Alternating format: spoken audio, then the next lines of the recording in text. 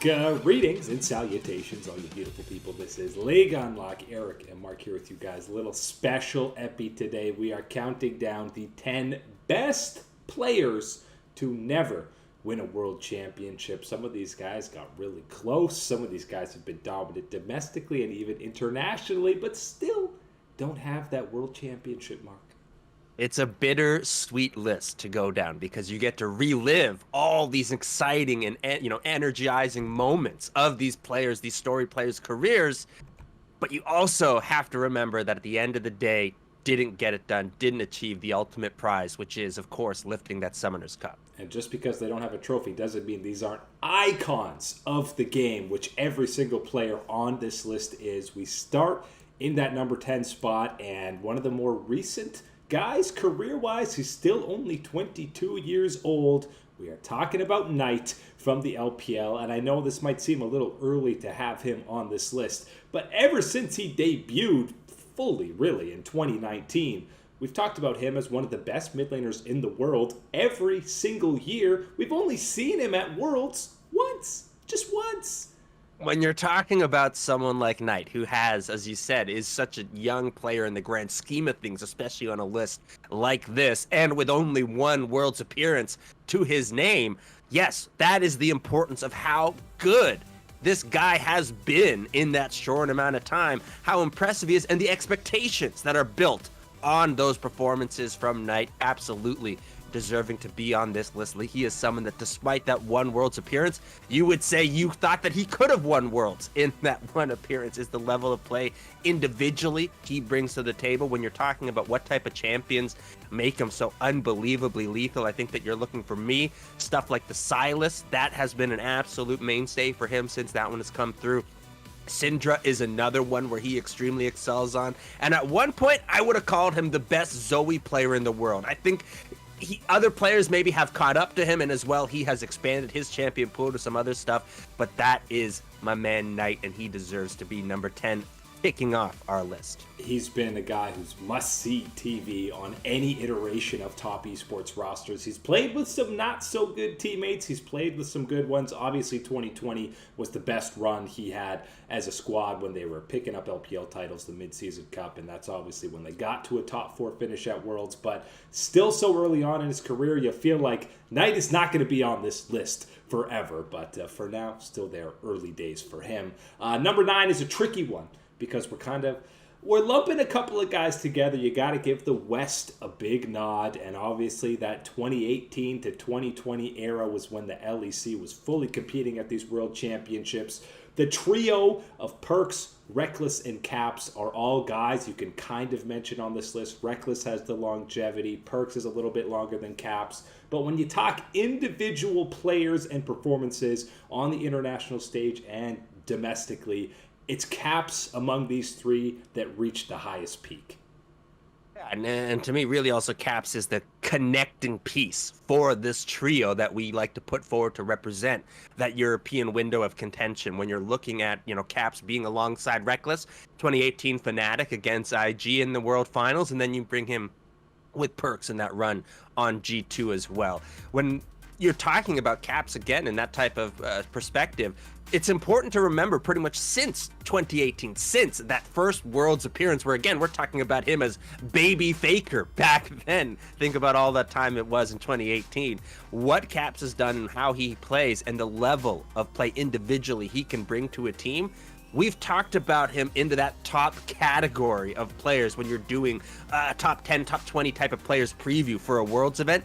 Caps is that Western player that you have been able to argue that can go toe-to-toe with the Fakers of the world. We're not saying obviously better or more accomplished, no, but he's able to hold his own in that lane, and there's times where he can dominate against that very best of the best. Caps deserving of this spot. And there's times when he can pick up pentakills against the best of the best, but you hear so many other LEC mid laners and players talk about Caps, and he does have that Faker aura within Europe. He's the guy you have to knock down because he was so dominant. 7 titles he's picked up, 3 different MVPs in Europe. He is absolutely, in terms of peak performance, the highest that we've seen out of a Western player, and back-to-back World Finals. He was pretty damn close, even though neither finals. It was an 0-6 for him, but getting there back-to-back, the only guy not named Uzi or Faker or Korean Western player to be accomplishing that feat. So big kudos to him, deserving of that spot. Number 8 on this list is a guy I think we forget about time and time again, and it is Mr. Ming,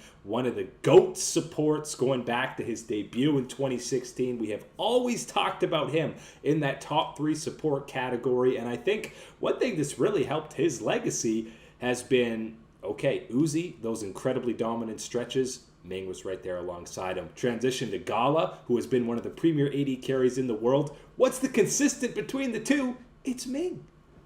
Yes, sir. It is the guy that goes so under the radar for RNG, but if you really boil it down, is so responsible for the continued success and thriving of this organization. It is Ming. He has been there for so long. He has been so steady. He has been consistent, and he has been the heartbeat for me for this RNG team alongside Mr. Shao, who he has been there and he has been getting it done. You mentioned the way that he played and dominated alongside Uzi, and then instantly didn't miss a beat in how he was able to play and support alongside Gala and really elevate Gala himself to a level that we didn't think that Gala was going to be able to achieve with RNG. Ming deserves the credit there. The plays that he makes across the map as well, working with the jungle, working with mid laners, that has been something that Ming has thrived at. And at international competitions, I think that's where Ming has stepped up the most and really made his presence felt. It's, him and Mako have been the pillars of supports in the LPL, and Mako has a world championship now, so he's not hanging out on this list. But Ming, just the first of many of the core players from RNG that are on this list. Spoilers ahead. Number 7, one of the greatest AD carries of all time, and has some of the best highlights in World Championship history. We are talking about Mr. Prey, who won LCK titles with 3 different squads. Obviously, you remember what he did with Rock, specifically that 2016 series against SKT. But this guy, you can talk about maybe even picking up worlds going back to season 2 and 3 before it was so insanely competitive, because he was still on one of the best Korean teams at the time back then. Oh man, Prey, another one of those players. This whole list that we should have been able to celebrate a championship for this player. Unfortunately, that's why we're here on this list talking about Prey, because there is no championship. But what was at a championship level was this guy's play, and especially the Ashe. That is the champion that I want to be talking about with Prey. Everybody knows, of course, about the Ashe era at Worlds. That's the important one that you see in all the highlight videos. But even more than that, you look at the numbers. This man played over 74 games on the Ashe and had a 73 win percent rate on that champion. His highest one really was excellent on that champion. Yeah, one of the most iconic champion player duos that we have is Ashe and the Prey. And he survived so many different metas. He played on different teams. Obviously, his career kind of didn't have the dramatic ending when he came back to KT Rolster, but on the Rocks Tigers, on Najin, on Kingzone. Remember that MSI performance in 2018. If Uzi didn't have one of the greatest performances of all time, we'd be talking about Prey, because he was incredible throughout that entire tournament. One of the most consistent, reliable AD carries of all time. And, tough to see that he didn't get a world championship. One of the most likable guys as well. But he's also kind of part of that Rocks core, who you felt like that team was good enough to be hoisting the Summoners Cup onto the top 6 now. And Knight, a little early in his career to be on this list. Number 6, also a little early in his career to be on this list. But Mr. Chovy has absolutely taken the world by storm ever since he came onto the Rift. He's made worlds every single time that he's played a full season, and he's been with a different team every time. This guy has gotten talked about and so much praise that he built up haters faster than any player I've ever seen, because people were immediately talking and comparing him to Faker. Think out of all the unbelievable legends that we are talking about that make up this list, I think Chovy might be the most talented one out of them all. Still, when we're talking about him, and he finds himself at number 6, you said it's still feeling early in his career. He better not finish his career on a list like this. The way that Chovy has played, the way that he brings it at the international level as well, as you mentioned, going to Worlds, making it through to groups, and bringing, we're talking about that Hanwha Life team that he brought through to groups. That is one heck of a task that he is pulling off. My man Chovy is a superstar as they come, and he is absolutely going to find himself not on a list like this in the future. I'm betting on it. And, him, it's a little more difficult because you're talking about just any title, being captured into his trophy case. But individually, and because he's had these Worlds performances where not only has he, again, in hindsight, that 2021 Honda roster is insane that they're at Worlds, and they got out of groups. Not only has he been to Worlds all these times, he's finished at least top 8 every single time. Feels like it's a different animal with this Gen G roster, but for how much we've talked about and how much this guy has accomplished, again, even though he doesn't have a title yet, he's 21. 21 years old, Mark! My man, he's 21 years old, and I'll tell you what, I know it's super boring, the Corki Azir meta. That is where he has thrived super much. He's got over a 72 win percent on both of those champions. And you know what? Why I'm bringing it up is he makes Corki Azir meta not boring to watch just because of how dominant he is in lane and the way that he builds up and gets that damage. We talked about it earlier this year on one of the performances with Gen G. I've never seen an Azir scale up as fast as he's been able to. I'm used to Azir's only doing damage 30 minutes or later into a game. 20 minutes in, my man is a mega threat. And you almost take for granted how good he is in lane and just how consistent he is, where if he doesn't have an insane highlight reel play, you almost feel like, yeah, Chovy's doing his thing. But doing his thing is being up 20 CS, completely dominating the mid lane matchup. We've just become accustomed to seeing him do that and take for granted the greatness that is Chovy. He's going to win many titles before this dude's career is over. Into the top 5, one of the most iconic top laners, best top laners of all time. The original rival to Faker, who dethroned him for at least a split as best player in the world. We are talking about Smeb, who got so close with the Rocks Tigers and then built the super team that was KT. Smeb was the pillar in the top lane for 3 years. He has been, and yes, you said it, the very first, the original rival that we had for Faker that emerged to that type of level, that type of hype, not only in Korea, but around the world, that excitement for what Smeb could bring and the style of dominance he brought to that top lane. One of my favorite moments that I'll always cherish is making it in time to see the quarterfinals match against IG, and I just opened the doors to the auditorium, and I made it just in time to see that amazing 1v2 turnaround that he gets in the top side on Aurelia. One of my favorite plays from him. And of course, unfortunately, the end of our time really with Smith was that play.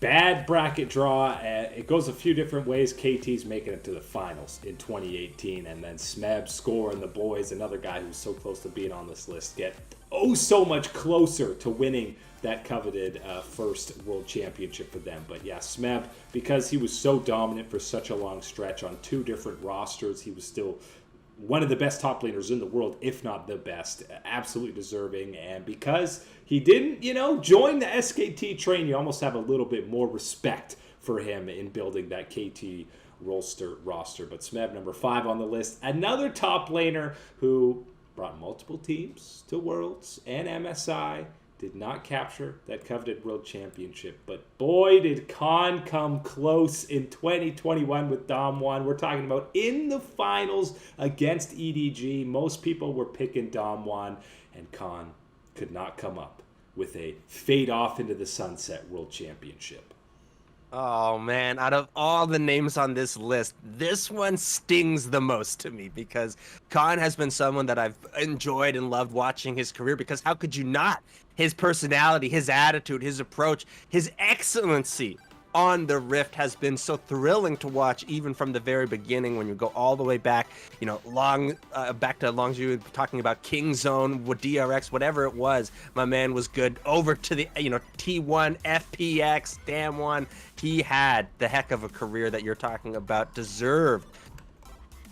I don't know how much we can really say that here. Wanting to see him get that championship win. And to think of all the ways that, compared to everybody else that we've talked about maybe on this list, not quite the same level of consistency of that excellence at the international tournaments specifically. But the final one, the last Worlds that he did play at, he brought that consistency, that dominance and excellency to the top side. And he even had it in the finals against EDG. Just not enough, one game short of not being on this list. And we've, seen him get to finals at MSI and not be able to win as well with a bunch of different squads. But not only, you think about 2017 Longzhu, 2019 T1, 2021 Dom1, not only were they, favorites heading towards World Championships, all three of those squads, but they were two of the three biggest title favorites each time, and a large reason of it was because of how Khan was playing. Yeah, and if you're looking for the champion that really was screaming Khan and what you could identify on, we're talking about the Korean Jace, the LCK Jace. That is Khan, the way that he could completely bully anyone in lane, and then as soon as he got out of lane, the other four members that weren't in the top side. Yeah, you feel like that built the NA Jace meme, because it was like seeing Khan play it and then seeing anyone in the LCS play it and be like, that's not the same champion. So we can thank Khan for that meme, because he played that Jace so damn cleanly. Now we get into the top three, where it gets really... wish these guys had a championship. And some of them still have an opportunity. Maybe the best opportunity is the man who's number 3 on this list. We're talking about Xiaohu, who is the only guy to win an international championship with 2 different roles. We're talking about the man who we thought his career was probably going to be done once Uzi retired and he kind of became the face of RNG. You're like, yeah, but he's been a liability at times on this RNG roster. He proceeds to win not 1, but 2 MSI titles, a couple of LPL titles, and time again stay as contenders in the LPL and contenders at the World Championship. Other than Faker, I can't think of one guy that maybe has given so much to an individual organization the way that Xiaohu has. And because it's not just about his commitment and loyalty to the organization, we're also talking about the way that he played during so many of those years, with how good he can be individually and how much he sacrificed for other members of this team to find their success, to find their excellency. That is a big part to me, the legacy of Xiaohu. And then we step out of the shadows of the other legends on RNG, and it is time for Xiaohu to step up and make something for this team and continue that next generation for RNG. And he absolutely did. He stepped right up to the plate, knocked it out of the park, my man. He has been fantastic. You put him in that top side, he's great. You put him back in the mid lane, he's also great. This is Xiaohu's time, and he's still, as we're talking about it, multiple MSI champion, very good in the back pocket. I think we can exchange that for a little bit of a World's Championship sometime soon. More MSI titles than Faker. He got his revenge in this year's MSI by taking them down. You remember 2016, 2017, even 2019 Worlds. He's denied by Faker and SKT at the World Championship. So obviously that's the full revenge that he wants, but it feels like RNG over the last couple of years in Xiaohu, with how dominant they've been, it feels like they need a World Championship to really cement that era. I'll say it, my man. If anybody on the RNG coaching staff in 2017 could have figured out how to ban Galio, you might have had Xiaohu going to the finals and playing against Samsung to try and win that World Championship. Maybe just pick the gargoyle over for Xiaohu himself. He seems pretty good on the pick himself. Number 2 on the list, another AD carry, another guy who's still around and playing. We're talking about Mr. Deft, the alpaca in the bot lane, who has been the absolute poster boy for longevity. We're talking about approaching a decade that this guy has been one of the best AD carries in the world. And while the world's specific performances haven't necessarily been there, I mean, semifinals in 2014 with Samsung Blue is the closest he's gotten to a world championship, but there's no question individually he's been one of the best AD carries in the LPL and the LCK. When I was in Korea for Worlds, I went to one of the PC bongs, and they had a little display up there that you could buy some snacks, and they had a picture pointing at the gum, and it was an alpaca, and all it said was, "Be like Deft, play while chewing some gum." That was awesome. He is one of the icons, of course, we're talking about in League of Legends. Storied career all the way back through. You go through his days in the LPL, you go back to the LCK. He has been that excellent level, that top level ADC that you want to be talking about. Legendary stuff, and we can't be talking about Deft without talking about his Jinx pocket pick. Yeah, and even though it's a sub 90% win right now, I think it's hovering around 87. We'll let it slide. And towards the end of his career, assuming it's the end, who knows? This guy could play till he's 35. But the last couple of years, there's been some dips in his performance, but he always gets out. And towards the end of the split, you're talking about him yet again as being one of the premier AD carries. And I know we were knocking on that Hanwha Life 2021 roster that Chovy had. But Deft was playing well then as well, and was one of the main reasons, again, why they got to Worlds.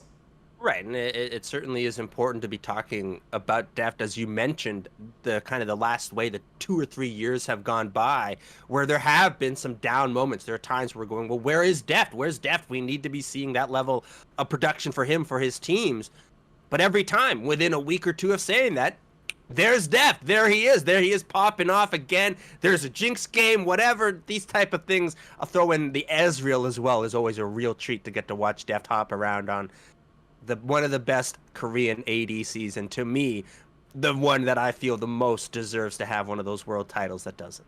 And even if he doesn't, he's still going to go down as one of the GOATs when it comes to AD carries because he's accomplished so much else. Same could be said for number one on this list. This guy seems to be number one on a lot of lists, second only to Faker for that honor. Yes, we're talking about Uzi. He came out of retirement with BLG.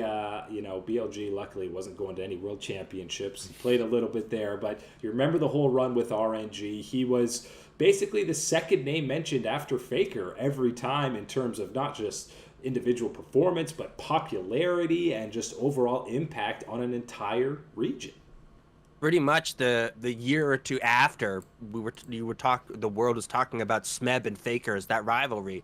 It became Faker and Uzi being those two icons. Faker representing T1 and the LCK, and Uzi really being this star in the LPL. And at that time, people starting to finally pay some respect and attention to the LPL to the degree of not just going, okay, well, Clown Fiesta's always fighting, whatever, sure, a lot of talent, but not going to get it done at a championship level. The way that RNG and Uzi played and the dominance, that just, I don't know how to exactly get a word better than dominance. I'm sure you smarter guys could figure one out. But the way that he controlled that bottom lane and just punished anybody else and the resources that went to him, it was a totally different era, and Uzi dominated all the way through. And he had his chances. He had opportunities where himself and the team was at that level to win a world championship.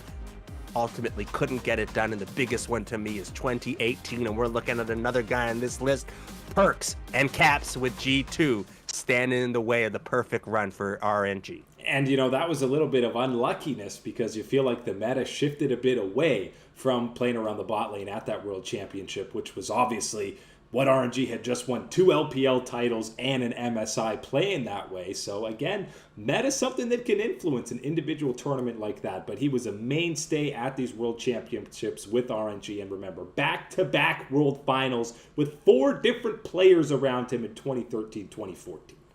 Yeah, and in a similar sense, I consider myself extremely lucky getting to go to that semifinals in 2017, T1 and RNG. And the big moment for Uzi and for RNG is locking down that Vayne pick, the signature champion for Uzi, getting the win, dominating, picking up the kills the way that he was. That to me is a signature moment for this guy.